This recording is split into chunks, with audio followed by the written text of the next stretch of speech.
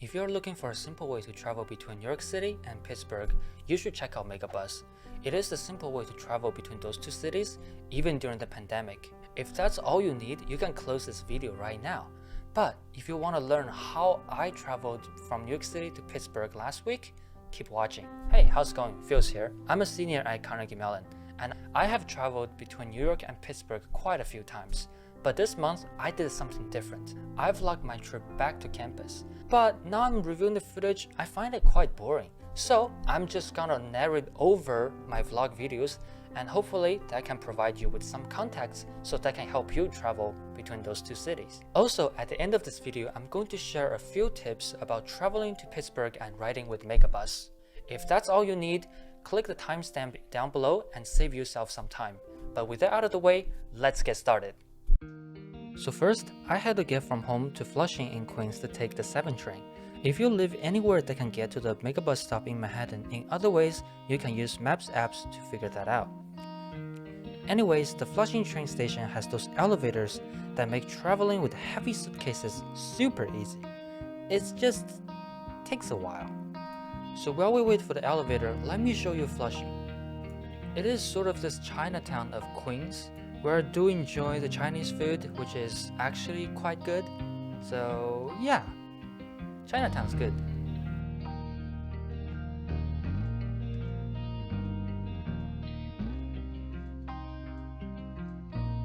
Oh, a pro tip, when you move heavy luggage through the ticket gates, you can go in first and come back through the bigger emergency door to grab your stuff. It helps if you have company. I had a family member to help me move, so it was much easier than lone wolfing it.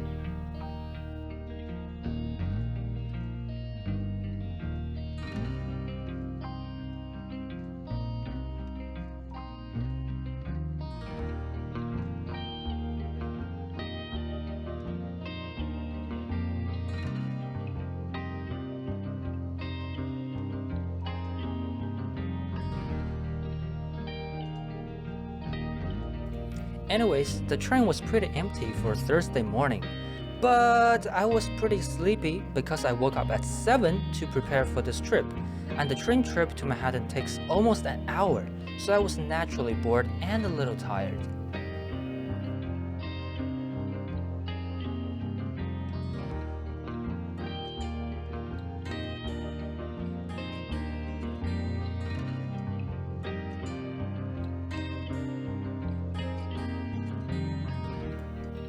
When we were near the last stop, which is 34th Street Hudson Yards, literally the train was empty. That is pretty nice. The 7 train final stop also had elevators and escalators, so it was very easy to get out of the station with our heavy luggage cases. Yes, we have an elevator. Hell yeah! Is it working? Is it working? Oh shit, does it work? Tell me it works.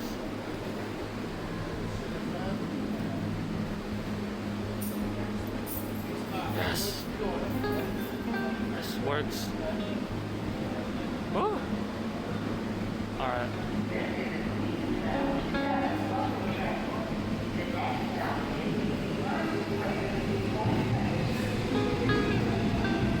Hell yeah, let's go.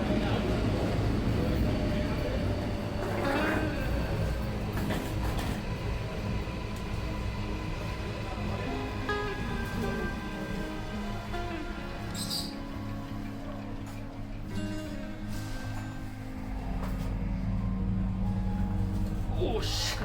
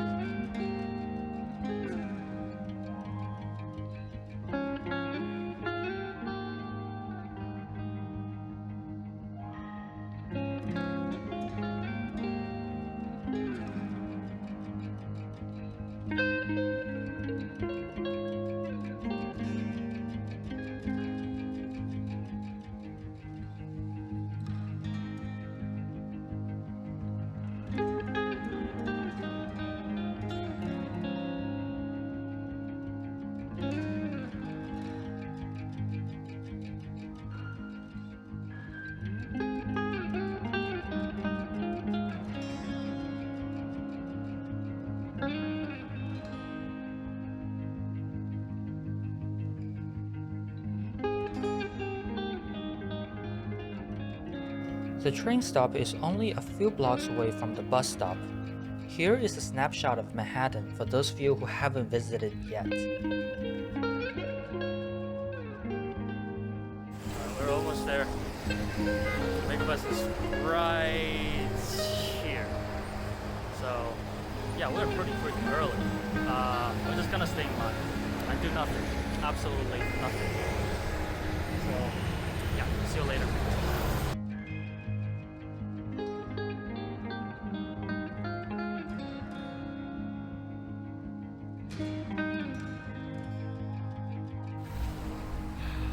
So we're here like an hour earlier, and it's just like tiny little bit of empty.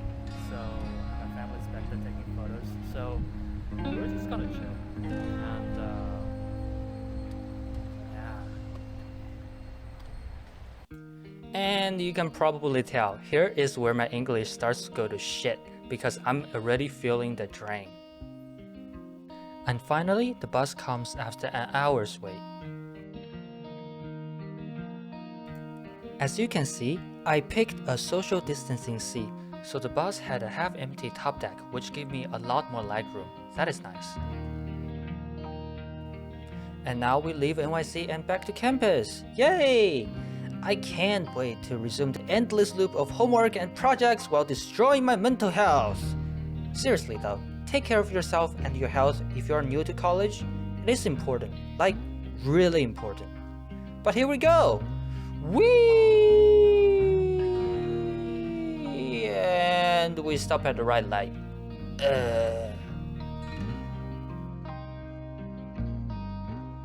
Now believe it or not, the entire trip looks the same. The scenery pretty much repeats itself. It's pretty though. I love the greens. Alright, now it's lunch break. We're at a whatever gas station, and everybody went to Arby's. So we're about to make the big brain move because we are going to Subway.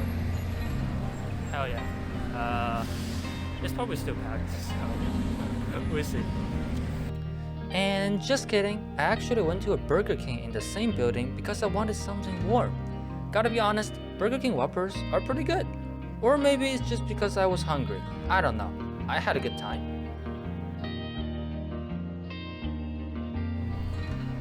So we only had like 30 minutes. I ended up going to Burger King, but that was pretty good. However, I have to finish that in like 10 minutes because I really don't have enough time. Now it's time we have to go back to the bus, which is right over there. So I have to go across this highway again. Already getting tired. Bro. Let's go. And after 30 minutes of rest, we get back to the bus. Honestly, most people just sleep on the bus, so you should bring a blanket or something. Yeah, that would be cozy. I just forgot to bring one, so I'm going to vlog the trip. And now we arrive at an intermediate stop, State College.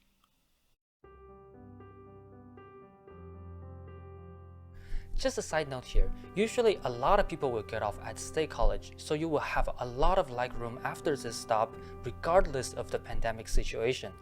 On this trip, about half of the bus was gone.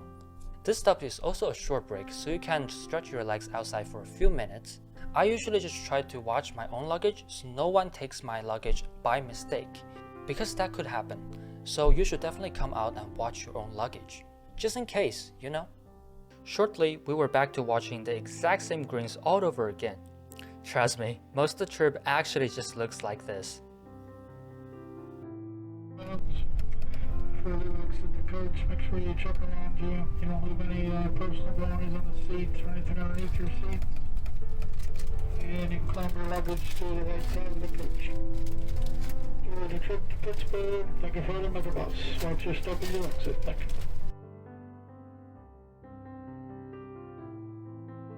And finally, we made it to downtown Pittsburgh safely! And an hour late. They usually drop you off under this bridge so you can have people pick you up. This time, I'm moving my stuff alone like a real champ. Okay guys, so I missed the bus on the other side of the road, and then I came back and I missed this side of the road again while I was looking for bus routes. So I'm literally sitting here for like 20 minutes and not being able to go anywhere because those boxes are fucking heavy. I walked with them for like a block and I was already like exhausted. So I'm not doing this anymore. I'm gonna take buses, which is gonna take time. And so yeah, fuck me. It's already like 7:30, so it's gonna take some time. But we'll see how it goes. Good luck to me. There are many buses in downtown Pittsburgh that get you where you need to go. Make sure you have mobile data and download your choice of navigation app beforehand. In my case, I had to transfer to a different bus because I was going to stay at a friend's place. But there's something I don't understand about Pittsburgh. So I'm at a bus stop and there's no sign. So I have no idea where the bus is coming. And I've been walking for like blocks and blocks to carry those two things. So you better be here in like 20 minutes. So we'll see. And thus finally, after days of hard work, I finally got to my friend's place. I didn't film the rest of the night because I was at my friend's place and I wanted to protect their privacy.